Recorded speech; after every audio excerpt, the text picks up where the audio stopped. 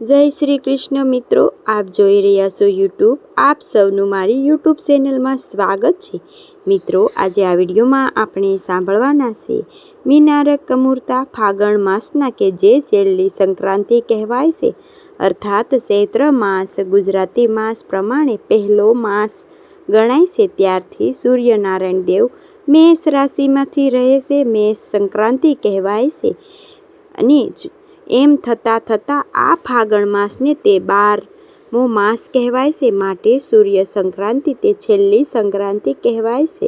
મિત્રો, જો આપને આ વિડીયો પસંદ આવે તો લાઈક કરજો, શેર કરજો, કમેન્ટ કરજો. આપ આ ચેનલ પર પહેલી વખત જોઈ રહ્યા છો તો સબસ્ક્રાઈબ કરી લેજો, જેથી આવનારા નવા વિડીયોની માહિતી આપ સુધી તુરંત પહોંચી શકે. ધન્યવાદ. છેલ્લી સંક્રાંતિ કહેવાય છે એટલે કે ફરી સૂર્યનારાયણ દેવ જ્યારે ચૈત્ર માસમાં આવે છે ત્યારે મેષ રાશિમાં પ્રવેશ કરે છે. સૂર્યનારાયણ દેવ જ્યારે ગુરુ રાશિમાં આવે છે, અર્થાત મીન રાશિ કે પછી ધનુ રાશિ કે જે બૃહસ્પતિ દેવની જ રાશિ છે, તે ધનુ અને મીન બંને સંક્રાંતિમાં મલમાસ આવે છે. મલમાસ કહેવાય છે અને માંગલિક કાર્ય બને છે. આ માસ વર્જિત મનાય છે. આ માસમાં સૂર્યનારાયણની ગતિ વૃદ્ધાય છે અને આ માસમાં આરાધ્યા દેવ આરાધના કરવાથી તથા તલ, વસ્ત્ર, અન્ન, અનાજનું દાન કરવાથી, ગાયને લીલો ચારો દેવાથી લાભ પ્રાપ્ત થાય છે. ગંગાજી, યમુનાજી પવિત્ર નદીઓમાં સ્નાન કરીને બૃહસ્પતિવાર અર્થાત ગુરુવારના દિવસે ઉપવાસ કરીએ સત્યનારાયણ દેવ ભગવાનની કથા સાંભળવાથી પણ ગુરુને મંદિરમાં જઈને પીપળા વૃક્ષનું વસ્તુનું દાન કરવું લાભ પ્રાપ્ત થાય છે. આત્મના કારક તે સૂર્યનારાયણ દેવ મનાય છે. પિતાના કારક છે આત્મ અર્થાત પરમાત્મા સુધી પહોંચવાનો માર્ગ પણ આ મીન સંક્રાંતિમાં પ્રાપ્ત થાય છે. ભગવાન શ્રી પરમ ગુરુ પરમાત્માને પ્રાપ્ત કરવા હોય તો ગુરુની આરાધના કરવી હોય તો પણ આ મીન સંક્રાંતિ શ્રેષ્ઠ છે. આ સમય દરમિયાન સૂર્યનારાયણને વહેલા ઉઠીને જ્યારે સૂર્યનારાયણ દેવ ઉદય થાય છે એ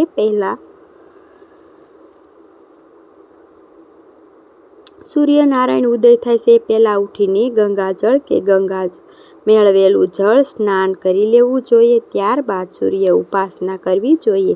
ત્રાંબાના લોટામાં જલ ભરીને તેમાં ચંદન, ચોખા, પુષ્પ, લાલ કંકુ આદિ સપટી નાખીને તાંબુના કે કાચના થાળીમાં નીચે રાખી તે સૂર્યનારાયણ દેવને જે આપણે અર્ધ્ય આપીએ છીએ તે જલ તે થાળીમાં એકત્રિત કરવું જોઈએ અને તે જલને મસ્તક ઉપર લગાવવું જોઈએ, હૃદયમાં પણ લગાવવું જોઈએ. આમ કરવાથી શરીરની શુદ્ધ થાય છે. મંદિર જઈને ભગવાન સૂર્યનારાયણ જેમ સૂર્યનારાયણ દેવનું સ્વરૂપ છે. સૂર્યનારાયણ દેવ તે જાગતા દેવ છે. ચંદ્રમાં પણ આપણને દર્શન આપે છે, જે ભગવાનની આંખો કહેવાય છે. સૂર્ય અને ચંદ્ર એટલા માટે આપણે સૂર્યનારાયણ દેવને આપણા જગતના પિતા કહીએ છીએ અને આપણા પિતૃઓના પણ કારક કહેવાય છે, જે ભગવાન નારાયણનું સાક્ષાત સ્વરૂપ મનાય છે. માટે આ માસમાં ભગવાન નારાયણની પૂજા કરવાથી, મંત્ર જાપ કરવાથી, આદિત્ય હૃદય સ્ત્રોત પાઠ કરવાથી કુંડળીમાં સૂર્યનો પ્રભાવ સારો રહે છે.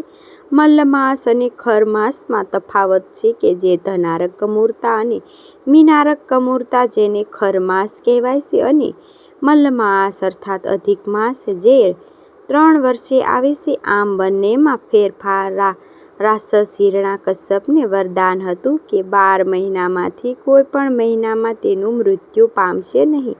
તેથી ભગવાન નારાયણે તેમને મુક્તિ આપવા માટે મલ્લમાસ કે પુરુષોત્તમ માસ જેને આપણે કહીએ છીએ તેની રચના કરી હતી, જે 3 વર્ષે આવે છે, જેમાં ભગવાન શ્રી કૃષ્ણની પૂજા ભક્તિ કરીએ છીએ.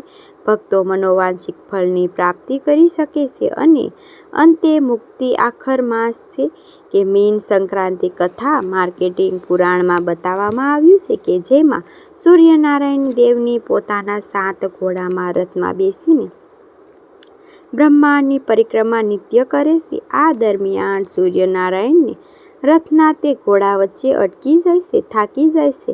સતત ચાલતાના કારણે આ તાપને કારણે પણ તે એટલા માટે ઘોડાને દહન સ્થિતિ જોઈને સૂર્યનારાયણ દેવે તે ઘોડાને એક તળાવ પાસે ઊભા રાખ્યા, પરંતુ સૂર્યનારાયણ તો કર્મશીલ છે, દેવતા છે, તે ક્યારેય એક જગ્યાએ ઊભા ન રહેતે.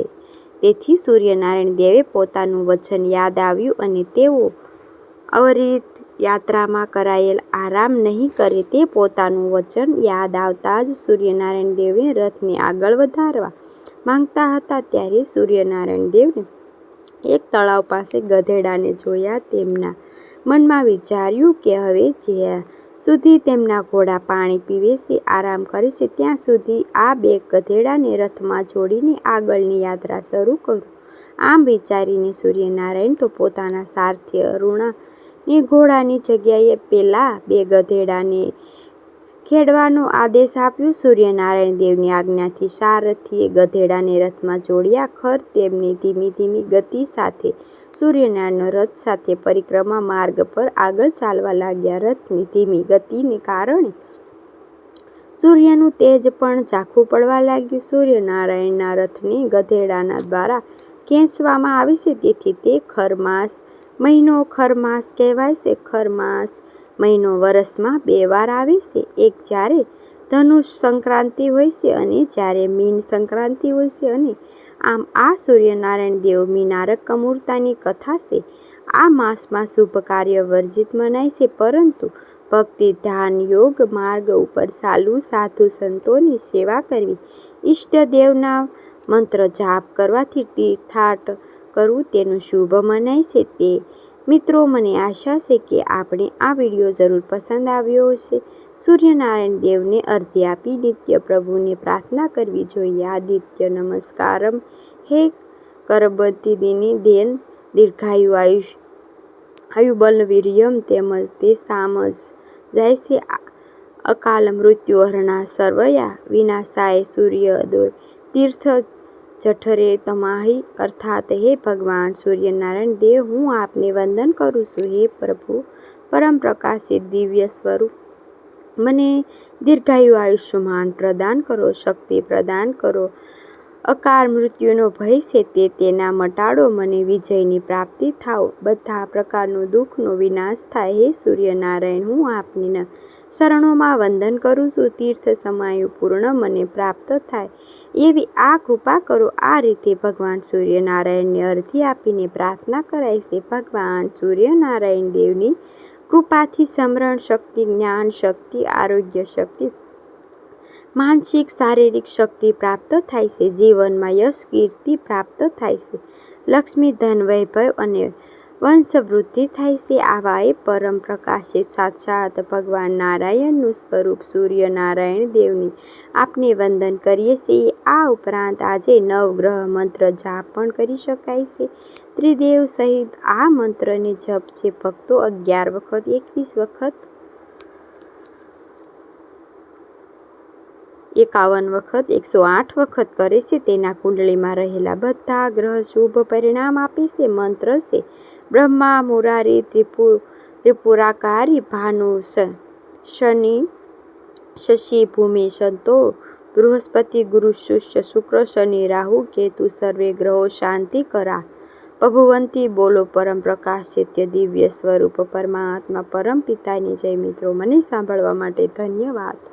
આપ સૌને મારા જય શ્રી કૃષ્ણ.